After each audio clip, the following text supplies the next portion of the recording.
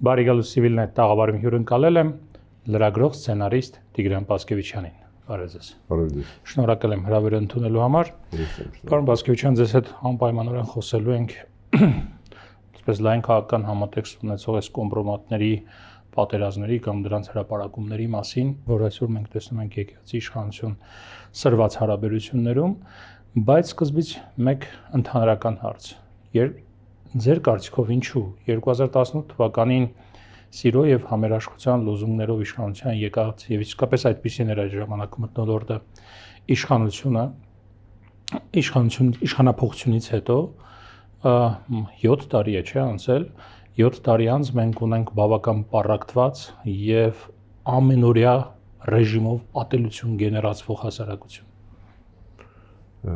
Գիտեք, անկեղծ ասած ես դեռ 2018 թվականին, երբ որ այստեղ հրապարակներում, փողոցներում տեղի էին ունենում այդ իրադարձությունները, ես չէի հավատում, որ դա հեղափոխություն է, համակրանք չունեի այդ ամենի նկատմամբ, երևի թե Հայաստանում են քիչ մարդկանցից էի, որ չուներ համակրանք։ Դեմ եք արտահայտվել այն ժամանակ։ Երբեմն նաև այո փորձել եմ իմ ոչ թե շարժմանը դեմ արտահայտվել, որովհետև ցանկացած շարժում հասարակությունն է անում, հասարակությանը չես կարող դեմ արտահայտվել, բայց ես տեսնում էի, որ այդ ամենի տակ չկա գաղափար եւ դա գաղափարական շարժում չի, դա սիտուատիվ է, ինչպես եւ սիտուատիվ էր ամեն ինչ հետագա 7 տարիներին։ Եթե դա այդտեղ լիներ գաղափար, այն վիճակը, որ դուք քիչ առաջ նկարագրեցիք, այսօր մենք չէինք ունենա։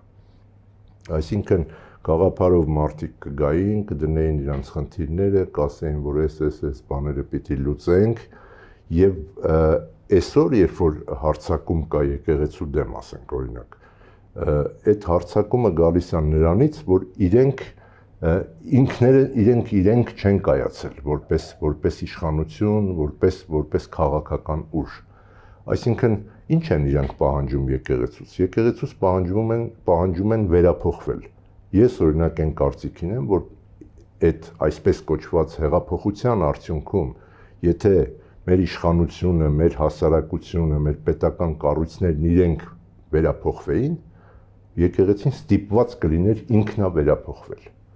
Բայց ինչ տեղի ունեցավ։ Եկեղեցին անջատ է։ Չէ, եկեղեցին անջատ է պետությունից, բայց հասարակությունից անջատ չի։ Այդ պետությունն էլ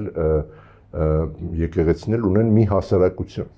նույն հասարակությունը ունեն։ Ու մեզ մոտ, քանի որ մենք միատար երկիր ենք, հա, այդ որ անընդհատ ասում են մեկ պետություն, մեկ եկեղեցի, մեկ ազգ, այդ պայմաններում մենք մի հասարակություն ունեն եւ պետությունը եւ իշխանությունները եւ եկեղեցին։ Եւ այդ դեպքում եկեղեցին ինքը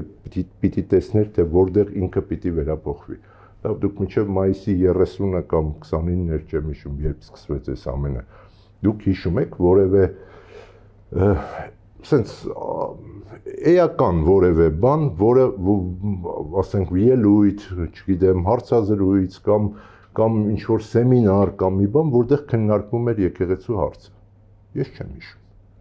Եթե որևէ մեկը հիշում է մեր այս դիտողներից, կարող է ինչ-որ ձևով գրել, ասել, որ այսպես բան։ Ազգային եւ հասարակական օրակարգ չէր, այսպես ասած։ Հասարակական օրակարգ չէր եւ առհասարակ 30 տարվա մեջ հասարակական օրակարգ չէր։ Հասարակական օրակարգ մենք չենք ունեցել եկեղեցին վերափոխելու։ Լավ, այնուամենայնիվ ձեզ համար մտահոգիչ չէ, որ եկեղեցին այնքան խոցելի է, որ երբ իշխանությունը օրինակ մեղադրում է առանձին բարձրաստիճան եկեղեցականների կուսակրոնություն խախտելու հարցում, նրանք անգամ չեն փորձում հակադարձել կամ ասել, որ նման բան չկա։ Երբ իրենց ուղիղ ենք հարց տալիս մենք լրագրողներս, էլի չեն կարողանում ուղիղ աչքերիդ մեջ նայելով պատասխանել, որ չեն խախտել։ Ես դες ասեմ, որ ուրեմն ինձ համար առավել մտահոգիչ է այն փաստը, որ այն ինչ որ անում են իշխանությունները եկեղեցու դեմ, անում են սահմանադրության եւ օրենքների կոպտագույն խախտումներով։ Դա է ինձ համար մտահոգիչ։ Թե չէ որևէ մեկը կուսակրոնն է, որևէ մեկը կուսակրոն չի բան, դրանք գիտեք, մեր եկեղեցին 1700 տարվա խրոնոմետրաժ ունի, էլի ասենց ասած, մեր լեզվով ասած։ Կինոյի լեզվով։ Այո, կինոյի լեզվով ասած, այդ ժամանակահատվածում ինչ ասես տեսել է, ինքը իր ներսում էլ ինչ ասես տեսել է, այն որ ասում են մոնղոլներին ա տեսել, արաբներին ա տեսել, չէ, իր ներսում էլ ինչ ասես տեսել է։ Ես օրինակ վերջերս մի հատ ֆիլմ էի անում հայոց պատրիարքարանի մասին, հա, Թուրքիո հայոց պատրիարքարանի մասին, եւ խորացել էի ուսումնասիրում էի, այո, Պոլսո պատրիարքարանի 15-րդ դարից մինչև մեր օրերը։ Ինչ էր ասես անցել այդ պատրիարքարանով։ Օրինակ 17-րդ դարում եղել է վիճակ, որ շաբաթը մեկ պատրիարք է փոխվել։ Իրար դեմ ուրեմն մատնագրեր են գրել Արեթ Սուլթանին, իրար ուրեմն գցել են, բանենար, ինչ ասես եղել է, բայց ի վերջո եկել է մի մարդ, ես չեմ ուզում այսքան շատ մանրամասների մեջ խորանալ, մի պատրիարք է եկել, որը այս ամեն ինչի դեմն առել է ու սկսել է նորից հունի մեջ դնել։ Այսինքն այս բաները մենք ոչ թե պետք է նայենք որպես տիեզերական ողբերգություն, այլ պետք է նայել, ասենք, հա, մի հատ սրբազան կա, որ կուսակրոն չի, ինչ ա եղել։ Դե կաթողիկոսին են դրանում մեղադրում։ Հա, իսկ ձեր կարծիքով ինչի կաթողիկոսը պիտի այդ հարցին պատասխանի։ Եթե նման բան չկա, պետք է ուղիղ պատասխանի չկա եւ առաջ անցնել։ Ես կարծում եմ կաթողիկոսը եւ ոչ միայն այս հարցում, այլև մնացած բոլոր հարցերում շատ ճիշտ դիրքորոշում ունի։ Զրպարտություններին պետք չի պատասխանել։ Դա ինչ օրակարգ է, որ կաթողիկոսը, ամենայն հայոց կաթողիկոս վեհափառ հայրապետը գա մտնի դրա մեջ։ Ես անմեղության կանխավարկած չեմ ուզում խախտել, բայց այնուամենայնիվ, եթե հանկարծ զրպարտություն չես, հա։ Գիտեք, բանի ջրային ռեսուրսների կոմիտեի նախագահը չի, էլի, կաթողիկոսը, որ մենք էլ որպես հասարակություն ասենք, վայ իրան բան են մեղադրում, ինչի չի պատասխանում։ Ինքը ընտրվել է ազգային եկեղեցական ժողովի կողմից, ինչպես վերջերս մի բան էի նայում, Միքայել Սրբազանն էր բացատրում, որ ըստ ուրեմն 91 թվին կատարվածի այս վեհափառը ամենալեգիտիմ վեհափառներից մեկն է մեր պատմության մեջ։ Ամենալեգիտիմ վեհափառներից մեկն է, ինքը մանրամասները տալիս էր թե ինչու, եւ ինքը այդ ժողովին էլ բան է, թող կառավարությունը ասի հրավիրեք ազգային եկեղեցական ժողով։ Թող ասի հրավիրեք ազգային եկեղեցական, թեև դա իր գործը չի, նորից եմ ասում, դա իր գործը չի։ Ես այս ամբողջ Հայաստանի պատմության մեջ այնուամենայնիվ որքան էլ ասում ենք եկեղեցին պետությունից անջատված է եւ հակառակը, մշտապես եւ ինձ պատմել են ժամանակակից լրագրողներ այն ժամանակի, ես այդ ժամանակ փոքր երեխա էի եւ չեմ կարող ես որևէ բան հստակ ասել, բայց ասում են, որ պետությունը միշտ իր ծանրակշիռ ներկայությունն է ունեցել եւ ազդեցությունն է ունեցել կաթողիկոսի ընտրման գործում։ Այդպես է եղել։ Այո, այդպես է եղել 95 թվականին, երբ որ 94-ին մահացավ։ Իսկ գրած է մեկ բան, բայց իրականությունը այլ բան է։ Չէ, դա օրենքի խախտում չի։ Հիմա ես բացատրեմ 94-ին, երբ որ մահացավ Վազգեն առաջին կաթողիկոսը, եւ 95-ին պիտի լիներ ընտրություն, Լևոն Տեր-Պետրոսյանը իր կարծիքը հայտնեց, ասաց, որ լավ կլինի, որպեսզի այդ երկու աթոռները ինչ որ ձևով այս սառը պատերազմի մոտ շուրջ մի 40-50 տարվա այդ անդունդը վերացնելու համար մոտեցնելու նպատակով լավ կլինի, որ այն կաթողիկոսը, որը պետք է ասեմ, որ չափազանց հարգելի մարդ էր, շատ լավ հոգևորական էր եւ շատ լավ գիտնական էր նաեւ, գա դառնա ուրեմն ամենայն հայոց կաթողիկոս։ Բայց Լևոն Տեր-Պետրոսյանը չնշանակեց այդ մարդուն եւ ճնշում չգործադրեց ազգային եկեղեցական ժողովի վրա։ Ազգային եկեղեցական ժողովը ընտրություն կատարեց։ Բա ինչու է ժամանակի մինչև օրս եւս քննարկումները շարունակվում են։ Այս շատ կարեւոր բան է։ Առաջին փուլում ձայների առավելությամբ, մի քանի ձայների առավելությամբ ընտրվել էր այդ բոլոր տեխնացուներից։ Ավելի շատ ձայներ հավաքել Գարեգին Ներսիսյան եպիսկոպոսը, ներկայիս կաթողիկոսը, որը ինքը հանուն այդ գաղափարի, որ աթոռները միանան եւ այլն, զիջեց, երկրորդ փուլում զիջեց։ Այսինքն ստեղ ճնշման հարց որևէ բան չկար։ Բայց մինչև օրս այդ քննարկումները գնում են, որ ճնշում է եղել։ Դե գիտեք, հիմա գրում են, որ Էզրա Սրբազանը KGB-ի գործակալ է, դուք այդ թղթին հավատում եք։ Հիմա դրան կգանք։ Հա, կանք դրան էլ, ինչ ասես գրում են, ինչ ուզենան կարան գրեն։ Օրինակ վերջերս ես որ այս թեմայով անընդհատ ստատուսներ եմ գրում, խոսում եմ, մեկը անունը չեմ ուզում տամ, գրել է Դե պարզա, որ ինքը շատ գնացել է, շփվել է KGB-ում, բան, ես իր էջում գրեցի, ես քո էջում դիմում եմ ԱԱՑ-ի ղեկավարությանը, հրապարակեք ինձ վերաբերող փաստաթղթերը։ Եթե կան այդպիսիք, հրապարակեք։ Ես դեմ չեմ։ Այսինքն ինչ ուզեն կարան գրեն։ Իսկ 99-ի մասին ես ճիշտ ասած 99-ը լավ չգիտեմ։ Հիմա ասում են Վազգեն Սարգսյանը նշանակեցի, ազգային եկեղեցական ժողովը ամբողջ աշխարհից հավաքվում գալիս է, որ չուզենային եւ ինչպես պետք է ճնշեին այս կամ այն։ Ես ասեմ, որ այդ ժամանակ, այդ ընտրության ժամանակ, այսպես ասած շատ աչքի են գնող, շատ ազդեցիկ տեխնացուներ առանձնապես չկային էլ։ Եզրաս arczepiskopos-ի վերաբերյալ եւ հրապարակված փաստաթղթի, չգիտեմ, որը ըստ իշխանական ռեսուրսների նրա մասին է, որ Եզրաս arczepiskopos-ը KGB-ի գործակալ է եղել ինչ որ մի շրջան 86-80 թվականներին, եթե չեմ սխալվում, ըստ հրապարակված փաստաթղթի։ Երբ դուք տեսաք այդ փաստաթղթը, հրապարակվեց դա civic.am-ում։ Մարդ, որ ուսումնասիրել է ինչ որ առումով հարակից նաև այն ժամանակվա պակի աշխատելավոճը, աշխատելաձևը խորհրդային միության ժամանակ, հատկապես հայրենադարձության համատեքստում եւ այլ եւ այլն։ Ինչ զգացիք, ինչպես ընկալեցիք, ինչպես ընդունեցիք դա։ Ուրեմն ասեմ ձեզ, որ այո, պակը ամեն ինչ արել է, որպեսզի շատ հնարավորին շատ մարդ հավաքագրի, ունենա։ Մի հատ անեկդոտ կա նույնիսկ այդ Չեռնենկոյի ժամանակ գնում են ասում են, գիտեք, sense մի հատ գիտություն կա աշխարհում, սոցիոլոգիա։ Եկեք սոցիոլոգիական հարցումներ անցկացնենք երկրում։ Չեռնենկոն դե արդեն ծեր մարդ բան ասում է, այդ ինչ բան է, ասում է դե ընտրանք ես անում, ընտրում ես ասենք 4000 մարդ, այդ 4000 մարդու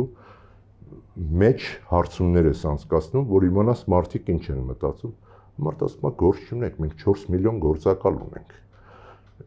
4000 մարդու հույսին չենք մնացել, էլի, որ ընտրանքով ասենք հարցը բան անենք։ Այսինքն KGB-ն այդ բանը անում էր։ Դա թողենք մի կողմ։ Բայց նաև մի բան կա, որ KGB-ն երբեք, ոչ միայն KGB-ն, ես վերջերս գրել էի, որ որևէ ցանկացած շրջանային ոստիկանություն իր զեկողներին, իր գործակալներին չի մատնում։ Այսինքն, սա կամ շատ մեծ, ուրեմն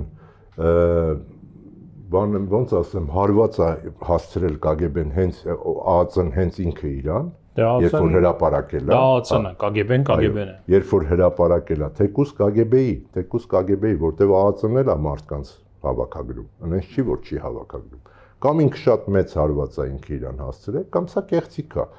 Ես ավելի հակված եմ, որ սա կեղծիք է, որովհետև թուղթը սպիտակ է։ Ես 18-19 տարեկանից տպարաններում եմ մեծացել, մամուլի մեջ եմ աշխատել, տպարաններում եմ եղել։ Ես այն տարերը, որ տեսնում եմ 86 թվի այդ փաստաթղթի վրա, նման տառատեսակ չի եղել։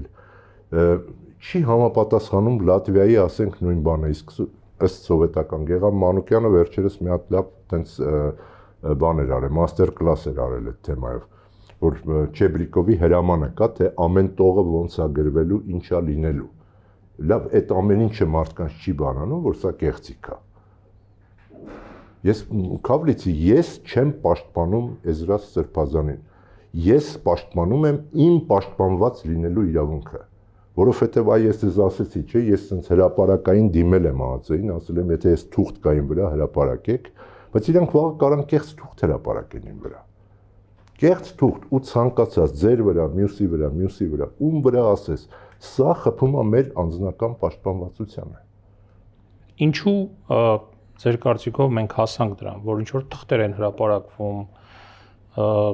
ինտիմ բնույթի տեսանյութեր են հրապարակվում, որտեղ որևէ բան փաստարկ չունեն։ Ինչից սկսվեց, օրինակ հիշում եք այդ նոր Հայաստան, նոր Հայրապետ շարժումը, երբ որ նոր էր սկսվել, առաջի բանը սա էր. Գեղարդը ծախել են, Գեղարդը տվել են ռուսներին, Գեղարդը բան։ Գնաց, ես լավ հիշում եմ այս օրվապես Շողակաթի այդ ռեպորտաժը, որտեղ ասողիկ, ուրեմն վարդապետը կարծեմ կամ Աբեղան, Գեղարդը ձեռը լրագրողների առաջ բացատրում են, որ ես են Գեղարդն է, որ ստեղ է, ու ցույց էր տալիս, թե որ մասից ինչ փոքր կտոր է պոկվել ու տրվել է ռուսական ուղղափառ եկեղեցու։ Իսկ դուք գիտեք, թե ռուսական ուղղափառ եկեղեցին կամ ռուսական մշակութային շրջանակները ինչեր են տվել հայ առաքելական եկեղեցուն։ Դրանց մասին էլ ժամանակին բազմաթիվ բաներ են եղել, Էցկևրայի մասնատուփը եւ այլ, որ Էրմիտաժից փոխանցվել է հայ առաքելական եկեղեցուն, որովհետեւ մեկը դրա մասին չի խոսում։ Այսինքն այն բոլոր բաները, որոնք կարող էին դառնալ փաստեր մեղադրանք ներկայացնելու համար, հերկվեցին։ Երբ որ դրանք հերկվում են ու դու շարունակում ես այդ պայքարը, քեզ մնում է մենակ կոմպրոմատները։ Մնում է միայն կոմպրոմատներ, կեղտոտ, ասենք, ձայնագրություններ, տեսագրություններ, սարքված թղթեր եւ այլն։ Չէ, կարծում եմ, որ սա խորքային քաղաքական պայքար է, որովհետեւ մի կողմից մենք ասում ենք, որ պետությունը իրավունք չունի սահմանադրորեն մտնել եկեղեցու ներքին գործերի մեջ, բայց բազմաթիվ են եղել նաև օրինակներ 2020 թվականի պատերազմից այս կողմ, որ եկեղեցին է մեղադրվել պետական գործերին խառնվելու առումով վարչապետի հրաժարականի պահանջել, անգամ 2021 թվականի ընտրություններից հետո, եթե չեմ սխալվում, նաև տարբեր հայտարարություններ։ Հիմա, երբ որ մենք տեսնում ենք այս դիմակայությունը, հա, էջմիածնում հատկապես վերջին օրերին, որ տեղի ունեցավ, երբ մի կողմից այնտեղ էին գնացել այդ 10, եթե չեմ սխալվում, 10 հոգևորականները Բարձրաստիճան եւ կարդացին այնտեղ ուրեմն հրաժարականի պահանջի այդ հայտարարությունը, մի կողմից, չգիտեմ, քաղաքացիական պայմանագրի գուցե ներկայացուցիչներ էին, ուժայիններ, մյուս կողմից մյուս կողմում էլ էին ախր քաղաքական ուժերի ներկայացուցիչներ։ Մյուս կողմում էլ են եւ հակից կային ներկայացուցիչներ, եւ տարբեր ընդդիմադիր այլ կառույցներից կային ներկայացուցիչներ։ Այս տեսարանը, որ տեսնում եք, ինչի մասին է խոսում։ Եվ ես մի հատ հարց տամ էլ Դանիել Իոնիսյանը մի հատ այրոնկարահանման բան էր հրապարակել։ Հա, հաշվել էր մոտավորապես որքան է։ Շատ հետաքրքիր թվաբանություններ արել, որ 2200 հոգի այս կողմում են, 1010 հոգի, թե քանի հոգի այս կողմում են, իբր իր արևին ուզեցել էր ասել, որ դե մեծ չի տարբերությունը եւ այլն, թեև տարբերությունը դրա քանակի մեջ չի, այլ նրա մեջ է, որ այդ 1000-ին եթե չուղարկեին, չէին գա, իսկ այս 2000-ը եկել են սեփական կամքով։ Այդ 2200 հոգու մեջ քանիսն էին քաղաքական ուժերի ներկայացուցիչներ կարծիքով։ Չգիտեմ, կարող է իրենց համակիրներով մեծ մասը։ 2200-ներ քաղաքական ուժերի ներկայացուցիչ։ Չէ, համակիրներով եսի նկատի ունեմ, ես չեմ հաշվել, չգիտեմ։ Ինքը մարդու ճանաչում եմ այդ վիդեոները նայելուց, հա, օրինակ ՀԱԿ-ը ինքը ՀԱԿ-ի անդամները մի հատ ֆոտո էին արել, դրել էին, որ իրանք մենք ստեղ ենք։ Այո, իրանք ընդեղ են, որտեղ իրանք պետքա գնան այդ ժողովրդին աջակցել։ Մեր ձևով շարժից կային, Հայաստան դաշինքից կային, բայց այդ քաղաքական ուժերը նույնպես ժողովուրդն է, չէ՞։ Նույնպես ժողովուրդն է։ Իսկ հակառակ կողմից ովքեր են։ Թալինի քաղաքապետը, օպերայի փոխտնօրենը, թե տնօրենը, այս ինչ են, նկարներով, բաներով ամեն ինչով տպում են, չէ՞, ում են տանում եւ ոնց են տանում։ Դե իրենք էլ կարող են ասել, որ իրենք էլ են ժողովուրդ։ Այդ տրամվանց կարան ասեն։ Այ նորից եկանք այդ հարցին։ Ինչ ուզենան կարան ասեն, բայց փաստ է, որ մարդկանց զորով տանում են։ Օրինակ վերջերս ինձ մարզերից մեկում պատմում էին, թե մարդկանց ոնց են զորով տանում կրթվել են նորաձևա, ուրեմն շարժման հանդիպումներին։ Բառացիորեն եմ ասում, պայմանը դրված է, չեկաք, հրաժեշտ եք տալի ձեր աշխատատեղին, վերջ։ Դրանք հիմնականում պետական աշխատողներն են։ Պետական աշխատողներն են, եթե կգտնեն մի մարդ, որը ինքնակամ սիրով գնացել է, թող ասեն անունը։ Վերադառնալով այդ հրապարակված թղթին եւ դրա շուրջ քննարկումներին, երկու հիմնական այսպես քննադատության գիծ է գնում ընդդիմադիր դաշտում։ Մեկը, որ դա սուտ է, կեղծիք է, երկրորդը, որ էհա, եթե անգամ համագործակցել է հանուն սեփական պետության, որովհետեւ խորհրդային միության կազմում ենք ապրել այդ ժամանակ բոլորս։ Էլի որպես այդ շրջան ուսումնասիրած մարդու եմ հարց տալիս պակ այդ ժամանակ եւ խորհրդային միության հատկապես համատեքստում Հայաստանում ինչպես էր ընկալվում որպես պետության համար շատ կարեւոր գործանող հայրենիքի, չգիտեմ, հայրենիքը ներկայացնող կառույց, թե օտարածին ինչ-որ մարմին, որի նպատակն էր հպատակ պահել հասարակությանը։ Գիտեք, ես այդ հարցին կարող եմ պատասխանել ելնելով իմ շրջապատի մարդկանց տրամադրություններից, որոնց համար ՊԱԿ-ը այդ տարիներին ատելի կառույց էր։ Մեզ համար, երբ որ մենք ուսանող էինք, բանենք, ավելի ազատական է շարժումների մեջ այո, ատելի կառույց էր։ Լայն հասարակությունը չգիտեմ ոնց էր վերաբերվում, բայց մյուս կողմից ես երրորդ թեզն եմ ուզում առաջ քաշել, որի մասին էլի եմ խոսել, բայց չեմ զլանակրկնել։ Ենթադրենք Եզրաս Սրբազանը հավաքագրվել է 86 թվականին KGB-ին։ Ինչ ահավոր բան է արել հայ ժողովրդի դեմ, ընդդեմ հայ ժողովրդի, ընդդեմ հայկական շահերի եւ այլն, որը ասենք արել են, որի նմանը արել են, ասենք, այսօրվա իշխանությունները։ Պատերազմա տանուլ տվել, 5000 հոգու զոհա տվել, 4000 հոգու տարածքների մի մասն է զիջել ադրբեջանցիներին, հա։ Արել է այդքան բան։ Ենթադրենք, ես մեկա չեմ հավատում այդ թղթին, որովհետև դա կեղծիք է, դա ակնհայտ է, որ կեղծիք է։ Բայց ենթադրելով ասում եմ, ենթադրենք, թե այտենց է, ինչ է արել այդ մարդը։ Ինչով է վնասել հայկական շահերին։ Դրա մասին կարծես քննարկում չկա, զուտ փաստ է։ Կարող է։ Մարդիկ են եղել, ես գիտեմ, որոնք գնացել են, ասենք, այդ ծառայությունների հետ համագործակցության կոմպրոմիսային սկզբունքով։ Այսինքն ես գնամ, բայց դրա դիմաց կարող է ինչ-որ բան կարողանամ անել։ Չգիտեմ, օրինակ սովետական տարիներին Եզրաս Սրբազանը կարողացավ Լենինգրադ քաղաքում հետ ստանալ հայկական եկեղեցին։ ԽՍՀՄ տարիներին Նևսկի պրոսպեկտի վրա գտնվող եկեղեցին, որը մի հոյակապ շինություն է, այդ տարիներին դա մի հատ քանդակագործի արվեստանոց էր, ռուս քանդակագործի արվեստանոց էր, եւ նա կարողացավ հետ ստանալ։ Կարող է այդ կոմպրոմիսին գնացել է դրա համար։ Եթե դրա համար է գնացել, չգիտեմ, բայց Սարոյանի եղբայրների կինոյի ասած ոչ պապ ասմանել, ոչ տեր, այնց որ հետարքիր ֆիլմ է դա։ Վերջին հարցը։ Այսօր մեր քաղաքական դաշտը լցված է լոզունգներով, կարելի ասել, պիտակավորման առումով լոզունգներով։ Ընդդիմություն իշխանությունը համարում է դավաճան, իշխանությունը, ովքեր շատ սուր քննադատում են իշխանությանը կամ չգիտեմ, այլ որոշակի արտաքին որոշակի այսպես համատեքստեր է տեսնում, 5-րդ շարժություն է անվանում, հիմա նոր տերմին է հիբրիդային պատերազմի, այսպես դիվերսանտ բառերն են գործածվում, հիբրիդային պատերազմի մասնակիցներ Հայաստանի դեմ եւ այլ։ Սա նախընտրական շրջանում ենթադրում եմ, սա գնալով էլ ավելի ահագնանալու է, հա։ Հասարակության տեսանկյունից սա չի բթացնելու զգոնությունը մարդկանց իրական վտանգների նկատմամբ, որովհետև այսօր մենք տեսնում ենք այդ զուտ բառերի այդ բախումները, բայց իրական վտանգների մասին քննարկումները շատ հեռու են։ Ես ասեմ, ամենամեծ խնդիրը նա է, որ երկու կողմն էլ չեն հասկանում բառի արժեքը առհասարակ։ Չեն հասկանում ինչ է, ընդհանրապես մի բառ, որ արտասանվում է, ինչ կա դրա տակ։ Օրինակ իշխանությանը, որ ասում են դավաճան, մտածում են, իսկ ինչ էր խոստացել այդ իշխանությունը, որ մեզ դավաճանել է։ Ինքը ինչ էր ասել։ Դա շատ լուրջ մեղադրանք է։ Հա, ինչ էր խոստացել, որ դավաճանել է։ Չգիտեմ, լուրջ են ընդունել, որ Նիկոլը գնացել ասել էր Արցախը Հայաստանով վերջ ու հիմա համարում են, որ դրան է դավաճանել։ Ես օրինակ ավելի անհանգստացած էի այն պահին, երբ որ ինքը ասում էր Արցախը Հայաստանը